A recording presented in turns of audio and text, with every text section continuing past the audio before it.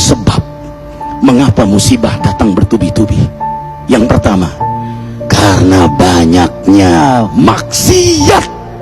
Surah Yasin ayat 19 yang kita baca setiap hari. Kemalangan terjadi, musibah terjadi, malapetaka terjadi karena dosa keterlaluan kalian kepada Allah. Yang kedua, karena banyaknya orang berbuat zalim. Dengarkan surah Qasas ayat 59. Kami tidak akan menghancurkan satu daerah kecuali para penduduknya banyak berbuat zalim. Anak durhaka pada orang tua, istri yang berani kepada suaminya, perampok, pembunuhan di mana-mana. Ini mengundang bala bencana. Yang ketiga, mengundang bala bencana karena kelakuan tangan-tangan manusia.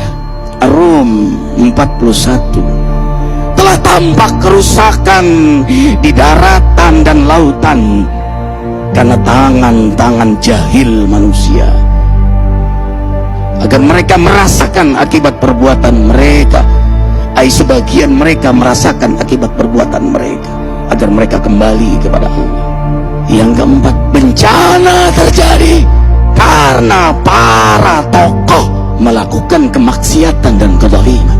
Dengarkan dengan iman, wahai penduduk Indonesia yang mulia, bila kami ingin menghancurkan suatu negeri, kami perintahkan para tokohnya untuk taat kepada Allah, tapi mereka maksiat, tapi mereka berbuat zalim, tapi mereka khianat kepadaku dan kepada makhlukku.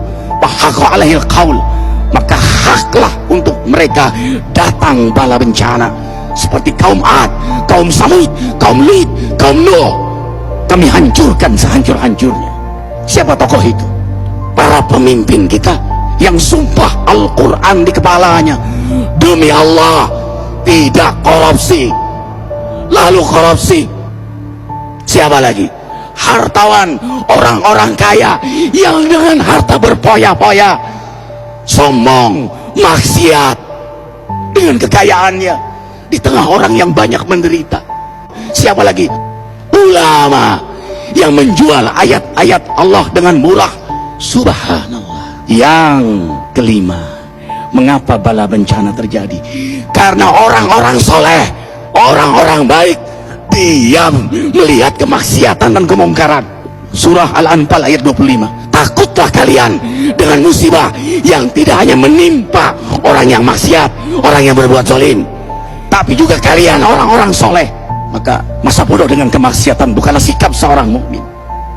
Amar ma'ruf nahi munkar adalah amal cerdas. Yang keenam, justru karena rahmat Allah, karena peringatan yang Allah hadirkan agar hadir mahkamah kesadaran kita.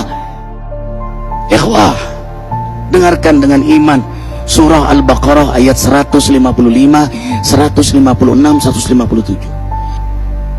Kami pasti uji kalian dengan sesuatu yang buat kalian takut lapar, takut miskin, takut kematian. Tapi kabarkan berita gembira bagi hamba Allah yang sabar dari semua ujiannya, yang mereka berkata, sesungguhnya kami milik Allah dan sungguhnya kami akan kembali kepada Allah. Yang terakhir, yang ketujuh, ada yang nanya, bagaimana yang maksiat yang selamat? Tenang-tenang saja. Yang berbuat zalim malah sukses.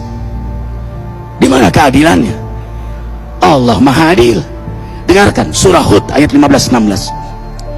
Barang siapa mencari kesenangan dunia lalu dia menghalalkan semua cara, apa kata Allah? Kami beri, tapi di akhirat tidak mendapatkan secuil pun kenikmatan, malah nikmat di dunianya menjadi bahan bakar azab untuk dirinya. Itulah istidrat. Lalu apa sikap kita sekarang? Orang beriman menjadikan peristiwa apapun sebagai jalan untuk mendekatkan dirinya kepada Allah.